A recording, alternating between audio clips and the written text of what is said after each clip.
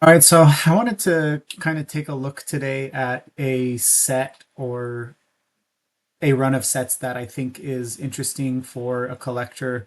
Obviously, in basketball, I guess Prism is still, I don't even know if this is still true, but I think Panini Prism is the go-to for player cards. So, like, for a rookie, you're still going after their Prism base, maybe not base and silver because they're so overprinted, but Prism parallels.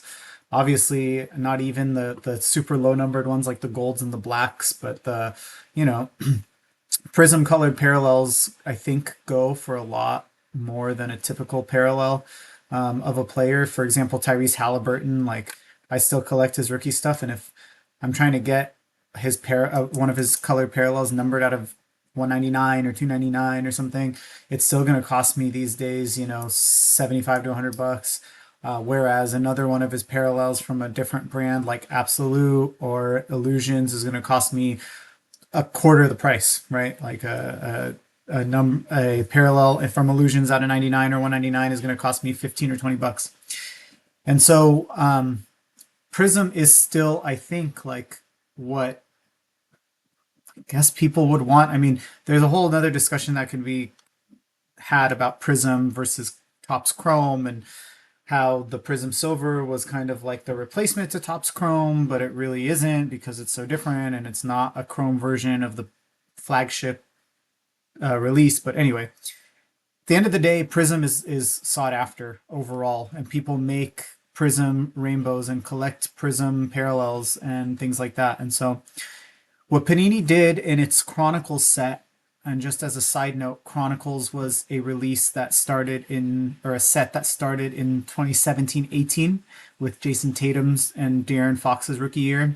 That was an amalgamation of a whole bunch of different sets. So instead of making a standalone pinnacle set or totally certified set or limited set, Panini took each of those sets, made a single card design for those sets, and made a ginormous base checklist for and put it under Chronicles. So there was the base, and it's not a Chronicles breakdown this video, but just wanted to give some context that among those sets, among the that huge list of sets that Panini included in the Chronicles brand was Prism Update.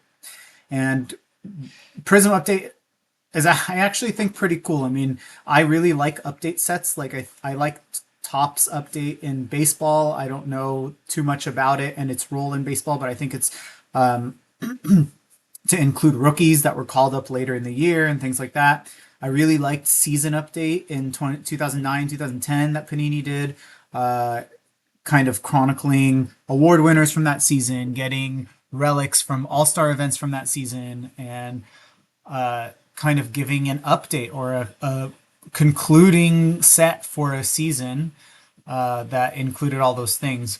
And Prism Update kind of does that with players that were either traded or signed in the previous offseason or with rookies that weren't expected to be prominent enough to need a Prism card. And so I wanted to just talk about what Prism Update looks like over the 4 years of its existence and kind of why it might be a cool little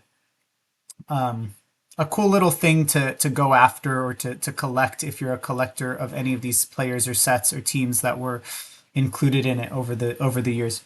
Even though Chronicles' inaugural year was 2017, Prism Update didn't start until 2019. And in 2019, you could see that there were 10 parallels. So there was the base card and then 10 parallels, including what, five numbered and five unnumbered. And this in and of itself is great, right? Right now, Prism is up to what, 60 or 70 parallels, something crazy like that.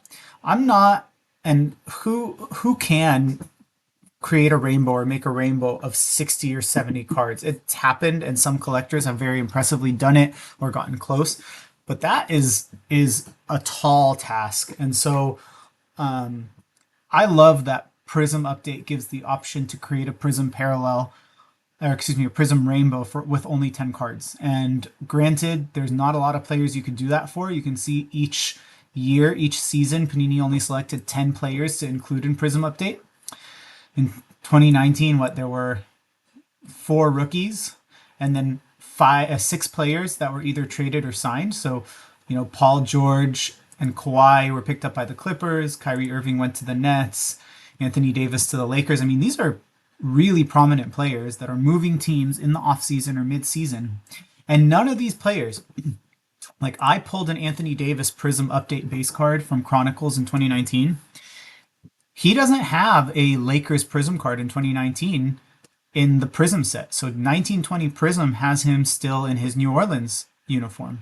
And so if I wanted to collect Anthony Davis Prism cards as an Anthony Davis fan or a Laker collector, I wouldn't be able to do that until the following season. Halfway through the following season, Prism in the last several years has been released in February. Chronicles was released in July. So, Anthony Davis might have been traded in January or February. And by July, over those 6 months or so, Panini created a 10 card Prism Rainbow of him in Chronicles that was released in July. So that's a really cool thing for me to go after if I want Anthony Davis Laker cards. Granted, I could wait until the following year in Prism, but if we care about rookie cards, and I'm not saying that this is like an Anthony Davis rookie card, but if we care about rookie cards as a player's first year, you might want to pick up Anthony Davis cards from his first year on the Lakers, right? And this was the title year, obviously. This is the year they won the NBA championship in 2020. Same thing with any of these players, right? If you are a Carmelo Anthony fan, you might want his Blazers cards. But this is just a really cool way to be able to do that. So, for example, I'm a huge Russell Westbrook fan, and I have a small collection of his. So, if I collected in this way, I could chronicle his career by saying, like, he was traded to Washington. I think it was in December of 2021. So I could pick up his 13, or I could, pick up some parallels from that Prism 13 parallel rainbow. I could do whatever I want. I could select some. I could go for all of them.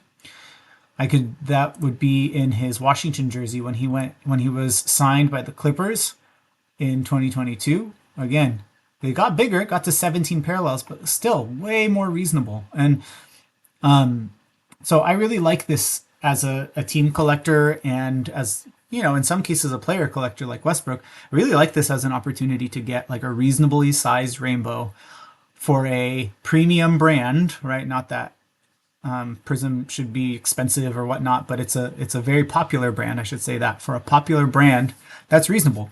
And from a rookie perspective, I mean, there are rookies that people didn't expect to be good. Kendrick Nunn in 2019-20, he had a prominent role on that Heat team, but he wasn't in Prism because I don't think Panini expected him to be worthy of a base card.